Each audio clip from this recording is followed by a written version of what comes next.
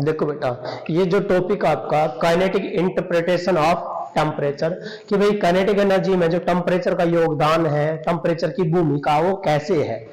तो बेटा ये हम सब कर चुके हैं कि जो kinetic energy of the gas के जो मॉलिक्यूल्स की जो काइनेटिक एनर्जी है बेटा, द प्रेशर से रिलेटेड वहीं से स्टार्ट करेंगे कि जो प्रेशर है बेटा, pressure exerted by the gas molecules, क्या होता है बेटा, pressure exerted by gas molecules, by gas molecules, gas के जो मॉलिक्यूल्स है बेटा उनके द्वारा जो प्रेशर है वो एक्सर्ट किया जाता है। P बराबर क्या था फॉर्मूला बेटे, 2-3 इक्वेशन लिखवाई थी आपको, दैट इज यह था आपका 1/3 mc², ठीक है। तो यहां ये ले लो बेटा, P बराबर क्या था आपका, यहां था 1/3 m as it is, m का मतलब क्या था बेटा, number of particles, number of molecules बटे में वॉल्यूम इंटू c का स्क्वायर। यहां से बेटा हम क्या कर लेते हैं, ये क्या बन गई थी टोटल मास कैपिटल M, तो P बराबर बेटा 1/3 and that is the m/v into c का स्क्वायर। बेटा मैं इधर लेके जाता हूं इसको, तो ये क्या बन गया था बेटा, PV इज इक्वल टू क्या लिया, 1/3 mc², ठीक है बेटा। ये आ गई थी इक्वेशन आपकी, वहां भी आई थी ये इक्वेशन, दैट इज इक्वेशन 1।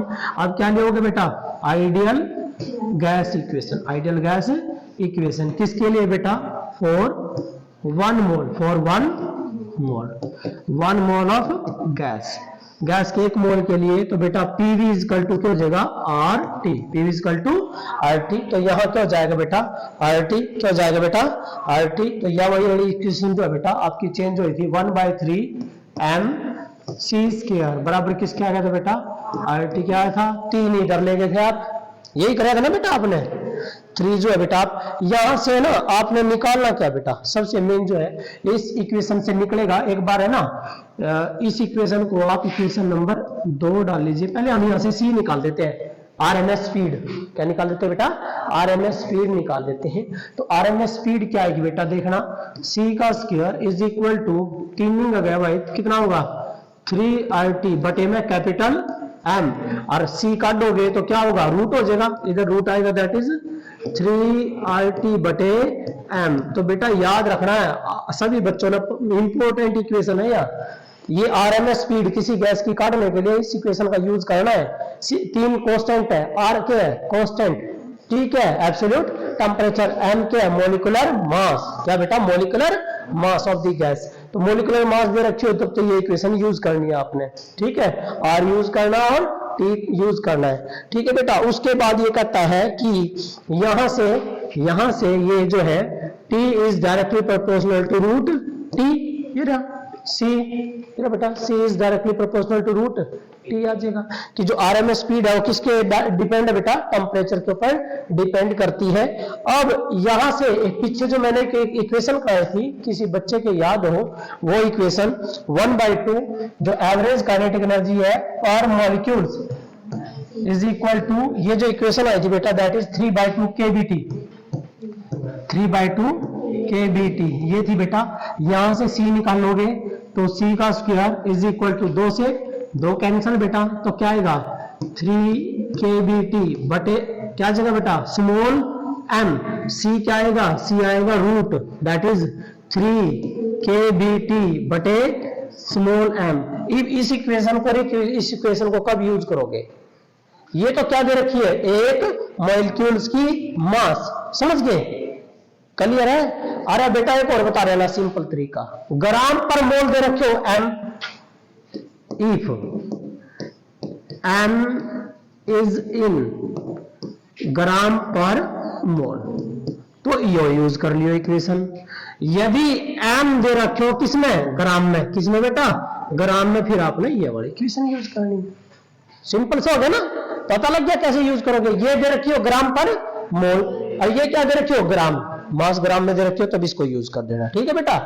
तो ये था बेटा। अब काइनेटिक इंटरप्रिटेशन मतलब कि क्या भूमिका बेटा इसमें, इसकी हमें ये चेक करना था। तो यहां देखिए बेटा, ये कह रहा है कि at absolute zero main point है बेटा यहां से, ये दोनों इक्वेशन इंपॉर्टेंट है जो आप यूज करोगे न्यूमेरिकल के लिए, दोनों की दोनों। ठीक है बेटा, इसको आप ले लीजिए, दैट इज द इक्वेशन ए, और इसको ले लीजिए बेटा इक्वेशन बी, इसको बी ले लीजिए बस, ए और बी इक्वेशन। मैंने बता भी दिया कैपिटल एम कब यूज करोगे, ग्राम पर मोल, और ये बेटा ग्राम में यूज करनी है। अब ये कह रहे हैं कि एट एब्सोल्यूट जीरो टेम्परेचर, बेटा देखिए एट एब्सोल्यूट जीरो टेम्परेचर, क्या बोले बेटा एब्सोल्यूट जीरो टेम्परेचर, बेटी एब्सोल्यूट जीरो टेम्परेचर जीरो कर दो, आरएमएस क्या हो जाएगा जीरो, वेरी गुड, सी भी क्या हो जाएगा जीरो जगह, तो आरएमएस स्पीड क्या हो जाएगी जीरो। तो इसका मतलब है डेफिनेशन देनी हो एब्सोल्यूट जीरो टेम्परेचर की, क्या लिखोगे एब्सोल्यूट जीरो टेम्परेचर। यदि डेफिनेशन देनी हो तो बेटा क्या लिखोगे, कौन सा टेम्परेचर है, वो टेम्परेचर है eight which RMS speed of the gas molecules क्या हो जाएगी जीरो जाएगी। ठीक है, तो क्या लिखोगे the temperature at which RMS root mean square speed, root mean square speed of molecules of gas, molecules of a gas approaches to zero, approaches to zero, भाई कहां तक पहुंच जाए, आरएमएस स्पीड कहां पहुंच जाए जीरो तक पहुंच जाए, उस टेम्परेचर को क्या नाम देगा बेटा, इज कॉल्ड एब्सोल्यूट जीरो। क्या बेटा absolute zero temperature, that is the absolute zero temperature. Clear है बेटा, हो जाएगा।